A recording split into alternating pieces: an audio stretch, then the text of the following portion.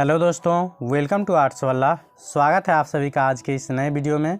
आज हम लोग देखने वाले हैं बिहार बोर्ड के द्वारा जो 12वीं का मॉडल पेपर जारी किया गया है, उसी में हम लोग पॉलिटिकल साइंस को देख रहे हैं। तो पॉलिटिकल साइंस का आज हम लोग सेकेंड पार्ट देखने वाले हैं, जिसमें हम लोग क्वेश्चन का जिक्र करेंगे 51 से लेकर के 100 तक का, क्योंकि इससे पहले हम लोगों ने पार्ट 1 देखा है, उसमें 1 से लेकर के 50 तक के क्वेश्चन का डिस्कशन कर चुके थे। तो इसमें हम लोग देखने वाले हैं 51 से लेकर के 100 तक का, वो भी फुल एक्सप्लेनेशन के साथ। तो आप लोग वीडियो को अंत तक ज़रूर देखिएगा। तो चलिए शुरू करते हैं। देखिए, हमारा 51 नंबर क्वेश्चन है 51 का, जो पूर्वोत्तर भारत के 7 बहनों में से कौन सा राज्य शामिल नहीं है। तो पूर्वोत्तर भारत का राज्य मतलब क्या जानते हैं। देखिए, भारत का मैप कुछ इस टाइप से है, इस टाइप से है। तो इधर वाला जो 7 राज्य पड़ता है ना, इसी को बोलते हैं हम लोग 7 बहनों वाली राज्य। तो 7 बहनों वाली राज्य में क्या आता है, असम, मेघालय, त्रिपुरा, नागालैंड, मिजोरम, ये सब क्या होता है, आता है। लेकिन पश्चिम बंगाल जो है ये यहाँ आता है, तो इसीलिए यह पूर्वोत्तर भारत वाले राज्य में नहीं आता है। तो यहाँ वही पूछ रहा था जो कौन सा राज्य शामिल नहीं है, तो इसका हो जाएगा पश्चिम बंगाल। तो ऑप्शन नंबर ए इसका करेक्ट आंसर हो जाएगा। उसके बाद नेक्स्ट जो हमारा है 52 का, वो है प्रथम पिछड़ा वर्ग आयोग के अध्यक्ष कौन थे। तो प्रथम पिछड़ा वर्ग आयोग के अध्यक्ष थे वो है काका साहेब कालेलकर। तो ऑप्शन नंबर बी इसका करेक्ट आंसर हो जाएगा। उसके बाद नेक्स्ट हमारा है 53 का, जो किस प्रधानमंत्री ने मंडल आयोग की सिफारिशों को लागू किया। तो किस प्रधानमंत्री ने मंडल आयोग की सिफारिशों को लागू किया था, तो ये किया था वीपी सिंह। तो ऑप्शन नंबर डी इसका करेक्ट आंसर हो जाएगा। उसके बाद नेक्स्ट हमारा 54 का, जो कौन सा संविधान संशोधन शहरी शासन से जुड़ा हुआ है। तो शहरी शासन से जो जुड़ा हुआ है वो हो जाएगा 73वां संविधान संशोधन। तो ऑप्शन नंबर डी इसका करेक्ट आंसर हो जाएगा। उसके बाद नेक्स्ट हमारा है 55 का, जो किस प्रधानमंत्री ने 1991 में पूरब की ओर देखो की नीति का आरंभ किया था। तो ये किए थे पीवी नरसिम्हा राव। तो ऑप्शन नंबर सी इसका करेक्ट आंसर हो जाएगा। उसके बाद नेक्स्ट हमारा है 56 का, जो सूचना का अधिकार किस वर्ष लागू किया गया। तो सूचना का अधिकार जो लागू किया गया था वो किया गया था 2005 ईस्वी में। तो ऑप्शन नंबर डी इसका करेक्ट आंसर हो जाएगा। नेक्स्ट हमारा क्वेश्चन है 57 का, जो दलित पैंथर्स नामक भारतीय संगठन की स्थापना भारत के किस राज्य में हुई थी। तो दलित पैंथर्स जो स्थापना हुई थी वो हुआ था महाराष्ट्र में। तो ऑप्शन नंबर सी इसका करेक्ट आंसर हो जाएगा। उसके बाद नेक्स्ट हमारा है 58 का, जो बलवंत राय मेहता समिति ने अपने प्रतिवेदन में कितने स्तरीय पंचायती राज व्यवस्था की सिफारिश की थी। तो बलवंत राय मेहता समिति का अगर संबंध पूछा जाए किससे है, तो याद रखिएगा बलवंत राय मेहता समिति का संबंध है पंचायती राज से। इन्होंने त्रिस्तरीय पंचायती व्यवस्था दिए थे। तो ऑप्शन नंबर सी इसका करेक्ट आंसर हो जाएगा। उसके बाद नेक्स्ट हमारा है 59 का, जो प्रथम गुट निरपेक्ष सम्मेलन के अध्यक्ष कौन थे। तो प्रथम जो गुट निरपेक्ष सम्मेलन हुआ था उसका अध्यक्ष पूछ रहा है कौन थे, तो ये थे मार्शल टीटो। तो ऑप्शन नंबर सी इसका करेक्ट आंसर हो जाएगा। उसके बाद नेक्स्ट जो हमारा है 60 का, वो है भारत में पहला सफल परमाणु परीक्षण कब किया गया था। तो भारत में जो है सफल परमाणु परीक्षण पहला कब किया गया था, तो ये किया गया था 1974 ईस्वी में। तो ऑप्शन नंबर ए इसका करेक्ट आंसर हो जाएगा। अगर दूसरा पूछा जाए तो दूसरा याद रखिएगा 1998 में किया था।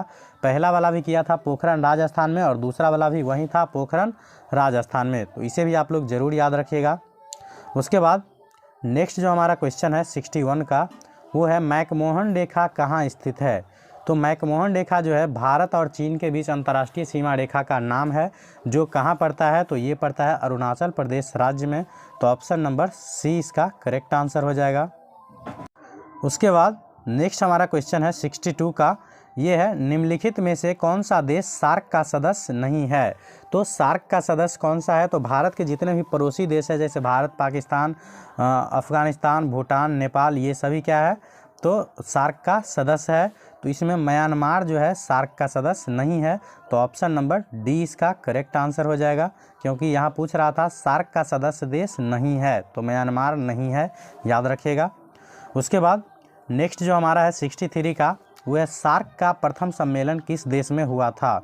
तो सार्क का जो है प्रथम सम्मेलन हुआ था वो बांग्लादेश के ढाका में हुआ था। तो ऑप्शन नंबर बी इसका करेक्ट आंसर हो जाएगा। उसके बाद नेक्स्ट हमारा है 64 का, अंतर्राष्ट्रीय न्यायालय का मुख्यालय कहाँ है? तो अंतर्राष्ट्रीय न्यायालय का मुख्यालय है वो द हेग में पड़ता है। द हेग कहाँ है? नीदरलैंड में। तो ऑप्शन नंबर डी इसका करेक्ट आंसर हो जाएगा। उसके बाद नेक्स्ट हमारा है 65 का, जो भारतीय संविधान का कौन सा अनुच्छेद मौलिक कर्तव्यों से संबंधित है? तो भारतीय संविधान का कौन सा अनुच्छेद मौलिक कर्तव्यों से संबंधित है? तो ये हो जाएगा 51A में। तो ऑप्शन नंबर बी इसका करेक्ट आंसर हो जाएगा। उसके बाद नेक्स्ट हमारा है 66 का, यह भारतीय संविधान में कुल कितने मौलिक कर्तव्य है? तो भारतीय संविधान के अगर मूल संविधान में पूछा जाए तो एक भी मौलिक कर्तव्य नहीं था, और बाद में 42वां संविधान संशोधन के द्वारा जो है 10 मौलिक कर्तव्य जोड़ा गया था, लेकिन वर्तमान में जो है मौलिक कर्तव्यों की संख्या 11 है। तो ऑप्शन नंबर बी इसका करेक्ट आंसर हो जाएगा। अगर पूछा जाए भारतीय संविधान में जो है मौलिक कर्तव्य का वर्णन जो है मतलब कहाँ से लिया गया है, तो मौलिक कर्तव्य का जो प्रावधान लिया गया है वो लिया गया है रूस से। तो याद रखिएगा, पूछा जाता है क्योंकि भारतीय संविधान में जो है बहुत सारा रूल नियम सब दूसरे देश के रूल से मतलब लिया गया है, तो उसी में जो है मौलिक कर्तव्य कहाँ से लिया गया है, तो रूस के संविधान से। तो इसे भी याद रखिएगा, काफ़ी इम्पोर्टेंट क्वेश्चन है। नेक्स्ट हमारा है 67 का, जो भारतीय संविधान के किस भाग में नीति निर्देशक तत्व का उल्लेख किया गया है? तो भारतीय संविधान के जो है चौथे भाग में नीति निर्देशक तत्व का उल्लेख किया गया है। तो ऑप्शन नंबर सी इसका करेक्ट आंसर हो जाएगा। अगर भाग पूछा जाए तो चौथा भाग, अगर अनुच्छेद पूछा जाए तो ये होता है 36 से 51 के बीच में वर्णन किया गया है नीति निर्देशक तत्व को, याद रखिएगा। उसके बाद नेक्स्ट हमारा 68 का, जो 19वें अनुच्छेद में नागरिकों को कितनी स्वतंत्रताएं वर्णित है? तो 19वें अनुच्छेद में जो है नागरिकों को दिया गया स्वतंत्रता है वो कुल 6 है। तो ऑप्शन नंबर बी इसका करेक्ट आंसर हो जाएगा। उसके बाद नेक्स्ट हमारा 69 का, जो राज्य में मुख्यमंत्री की नियुक्ति कौन करता है? तो राज्य में जो है मुख्यमंत्री की नियुक्ति कौन करता है? तो ये करता है राज्यपाल। तो ऑप्शन नंबर बी इसका करेक्ट आंसर हो जाएगा। अगर राज्यपाल की नियुक्ति पूछा जाए तो याद रखिएगा राज्यपाल की नियुक्ति राष्ट्रपति करते हैं। उसके बाद नेक्स्ट हमारा है 70 का, जो राष्ट्रपति राज्यसभा के कितने सदस्यों को मनोनीत करता है? तो राष्ट्रपति जो है राज्यसभा के 12 सदस्यों को मनोनीत करते हैं। तो ऑप्शन नंबर डी इसका करेक्ट आंसर हो जाएगा। उसके बाद नेक्स्ट हमारा है 71 का, जो राज्य की सरकार का वास्तविक प्रमुख कौन होता है? तो राज्य की सरकार का जो है वास्तविक प्रमुख कौन होता है? तो ये होता है राज्यपाल। तो ऑप्शन नंबर ए इसका करेक्ट आंसर हो जाएगा। उसके बाद नेक्स्ट हमारा है 72 का, जो बिहार विधान परिषद में कितने सदस्यों को राज्यपाल मनोनीत करते हैं? तो बिहार विधान परिषद में जो है कुल 1/6 सदस्यों को राज्यपाल मनोनीत करते हैं। तो ऑप्शन नंबर बी इसका करेक्ट आंसर हो जाएगा। उसके बाद नेक्स्ट जो हमारा क्वेश्चन है 73 का, ये है भारत में किसी मृत्युदंड पाए अपराधी को क्षमादान प्रदान करने की शक्ति किसे प्राप्त है? मतलब भारत में अगर किसी को मृत्युदंड की सज़ा मिल गई है तो वह मतलब कौन माफ़ कर सकते हैं? तो ये कर सकते हैं राष्ट्रपति। तो ऑप्शन नंबर ए इसका करेक्ट आंसर हो जाएगा। अगर पूछा जाए किस अनुच्छेद के तहत कर सकते हैं तो याद रखिएगा 72 के तहत, मतलब अनुच्छेद 72 के तहत जो है राष्ट्रपति किसी को मृत्युदंड की सज़ा को माफ़ कर सकते हैं। उसके बाद नेक्स्ट हमारा 74 का है, राज्यसभा का सदस्य होने के लिए न्यूनतम उम्मीदवार की मतलब राज्यसभा का सदस्य होने के लिए उम्मीदवार की न्यूनतम आयु कितनी होनी चाहिए? तो राज्यसभा के लिए चाहिए 30 वर्ष। तो ऑप्शन नंबर सी इसका करेक्ट आंसर हो जाएगा। अगर लोकसभा की बात करें तो लोकसभा में क्या होता है, तो 25 वर्ष चाहिए, और पंचायती राज में चुनाव के लिए न्यूनतम उम्र क्या चाहिए, तो ये चाहिए 21 वर्ष।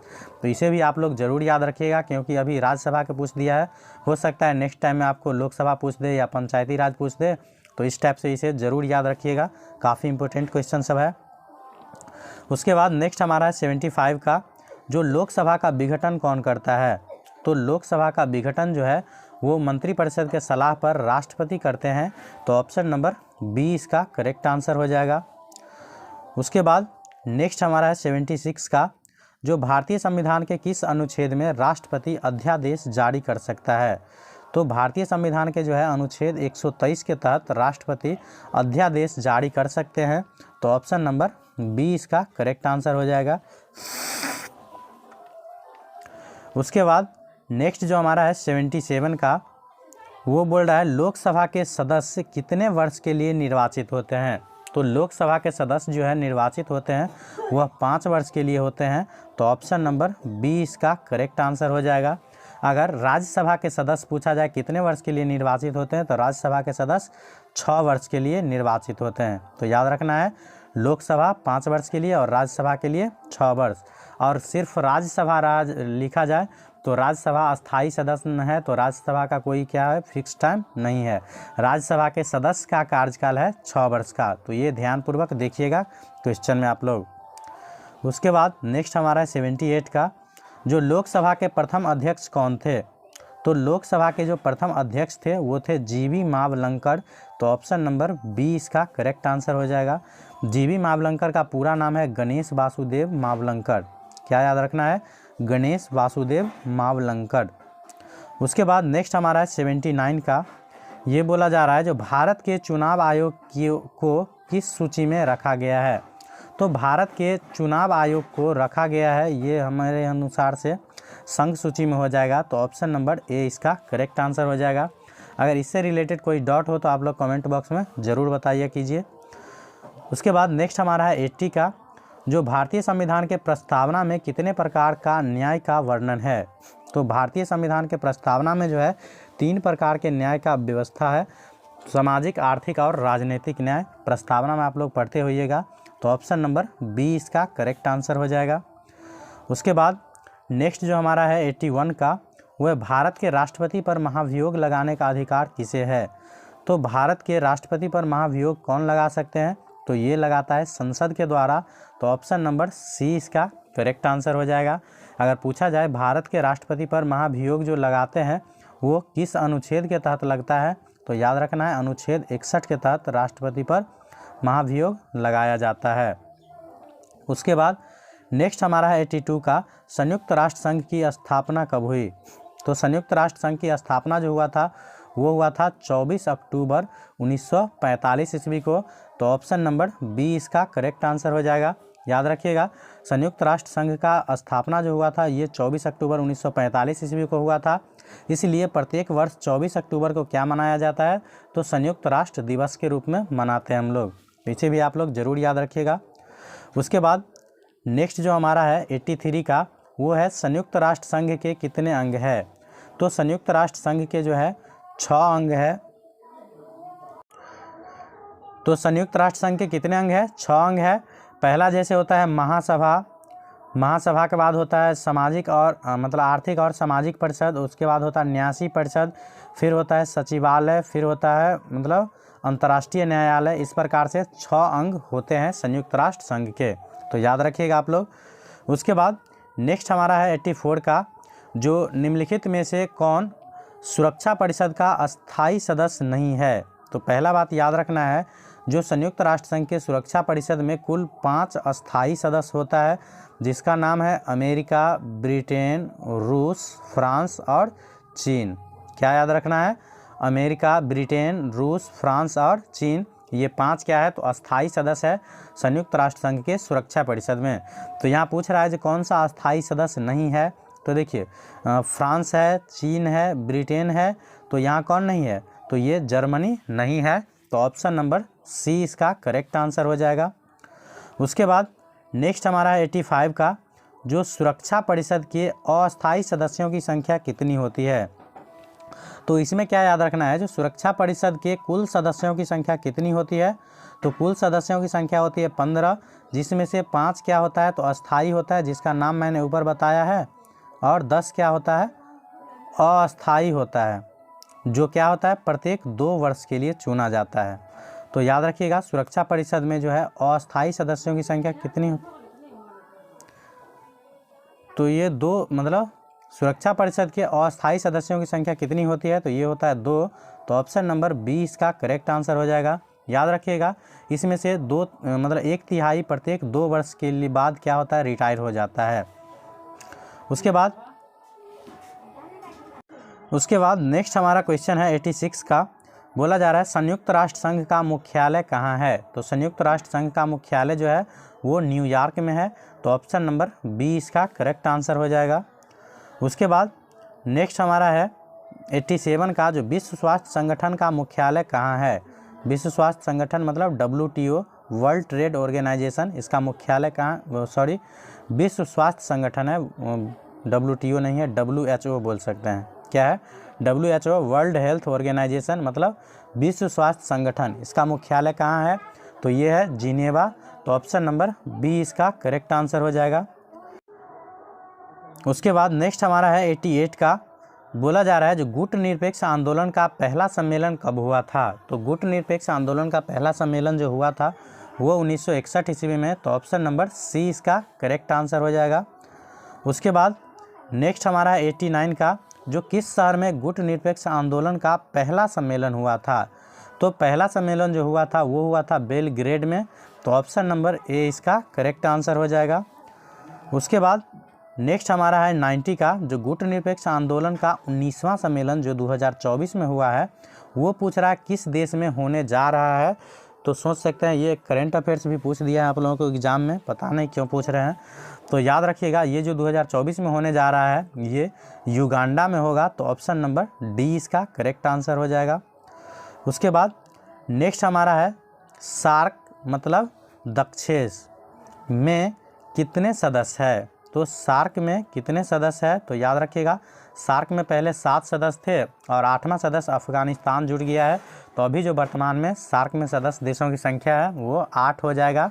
तो ऑप्शन नंबर डी इसका करेक्ट आंसर हो जाएगा। उसके बाद नेक्स्ट जो हमारा है 92 का, जो सार्क या दक्षेस का अंतिम सदस्य कौन बना है। तो ये मैंने अभी जस्ट बताया है, जो सार्क में कुल 7 सदस्य थे, इसमें से 8वां अफगानिस्तान जुड़ गया है। तो ऑप्शन नंबर डी इसका करेक्ट आंसर हो जाएगा। उसके बाद नेक्स्ट जो हमारा है 93 का, जो सार्क मतलब दक्षेस की स्थापना किस वर्ष हुई। तो सार्क का स्थापना जो हुआ था 8 दिसंबर 1885 ईस्वी में। तो ऑप्शन नंबर बी इसका करेक्ट आंसर हो जाएगा। नेक्स्ट उसके बाद हमारा है 94 का, जो बिहार विधानसभा में कितने सदस्य हैं। तो बिहार विधानसभा में जो है कुल 243 सदस्य है। तो ऑप्शन नंबर बी इसका करेक्ट आंसर हो जाएगा। नेक्स्ट उसके बाद हमारा है 95 नंबर, जो संविधान का 42वां संशोधन किस वर्ष पास हुआ। तो भारतीय संविधान में जो 42वां संशोधन हुआ था वो हुआ था 1976 ईस्वी में। तो ऑप्शन नंबर बी इसका करेक्ट आंसर हो जाएगा। और 44वां हुआ था 1978 ईस्वी में। तो इसे भी आप लोग याद रखिएगा। उसके बाद नेक्स्ट जो हमारा है 96 का, ये है भारतीय संविधान का कौन सा संशोधन दल बदल विरोधी कानून से संबंधित है। तो भारतीय संविधान का जो है 52वां संविधान जो हुआ था वो दल बदल विरोधी कानून से संबंधित है। तो इसीलिए इसका आंसर हो जाएगा ऑप्शन नंबर बी। उसके बाद नेक्स्ट जो हमारा है 97 का, वो है भारतीय संविधान के किस अनुच्छेद के तहत वित्तीय आपातकाल लगाया जाता है। तो याद रखिएगा भारतीय संविधान में जो 3 अनुच्छेद है उसके तहत वित्तीय आपातकाल नहीं, आपातकाल की घोषणा की जाती है। जिसमें से पहला होता है 352, इसमें राष्ट्रीय आपातकाल लगाया जाता है। तो याद रखिएगा राष्ट्रीय आपातकाल अनुच्छेद 352 के तहत। उसके बाद होता है राज्यों में राष्ट्रपति शासन, ये होता है अनुच्छेद 356 के तहत। और 360 के तहत होता है वित्तीय आपातकाल। तो यहाँ वही पूछ रहा है जो वित्तीय आपातकाल किसके अंतर्गत लगाया जाता है। तो अनुच्छेद 360 के तहत। तो ऑप्शन नंबर डी इसका करेक्ट आंसर हो जाएगा। अभी तक भारत में याद रखिएगा वित्तीय आपातकाल एक भी बार नहीं लगा है। उसके बाद राष्ट्रीय आपातकाल 3 बार लगा है, राष्ट्रीय आपातकाल 3 बार लगा है। और ये तो समझिए राष्ट्रपति शासन का कोई ठिकाना ही नहीं है, बहुत ज़्यादा बार यूज हुआ है, दुरुपयोग बहुत ज़्यादा होता है इनका 356 का। उसके बाद नेक्स्ट हमारा 98 का है, निम्नलिखित में से कौन सा अनुच्छेद जीवन के अधिकार से संबंधित है। तो ये जो अनुच्छेद है वो हो जाएगा अनुच्छेद 21। तो ऑप्शन नंबर डी इसका करेक्ट आंसर हो जाएगा। उसके बाद नेक्स्ट हमारा है 99 का, जो 1975 की राष्ट्रीय आपातकाल की घोषणा के समय 1975 में जो राष्ट्रीय आपातकाल की घोषणा हुआ था उस समय पूछ रहा है जो भारत के प्रधानमंत्री कौन थे। तो ये थे हमारे इंदिरा गांधी। तो ऑप्शन नंबर सी इसका करेक्ट आंसर हो जाएगा। उसके बाद नेक्स्ट हमारा है 100 का और आज का लास्ट क्वेश्चन। ये बोला जा रहा है भारत में कुल कितने राज्य है। तो ये मैं छोड़ देता हूँ आप लोगों को कमेंट करने के लिए, जो बताइएगा आप लोग कमेंट में, जो भारत में वर्तमान में कुल कितने राज्य और कितने केंद्र शासित प्रदेश है। तो आप लोग कमेंट में ज़रूर बताया कीजिए। अगर वीडियो को अंत तक देखे हैं तो एक लाइक ज़रूर कर दीजिएगा और लास्ट में कमेंट में अपना नाम और ज़िले का नाम ज़रूर लिखना है, ताकि मैं जान सकूँ जो मेरा वीडियो कहाँ कहाँ तक जाता है या नहीं जाता है। तो आप लोगों से रिक्वेस्ट रहेगा ज़रूर से ज़रूर आप लोग कमेंट बॉक्स में बताया कीजिए और शेयर ज़रूर किया कीजिए। इतना मेहनत से बनाते हैं आप लोगों के लिए काफ़ी फुल एक्सप्लेनेशन के साथ, तो इसे शेयर करने में कंजूसी ना कीजिए। तो थैंक यू फॉर वाचिंग।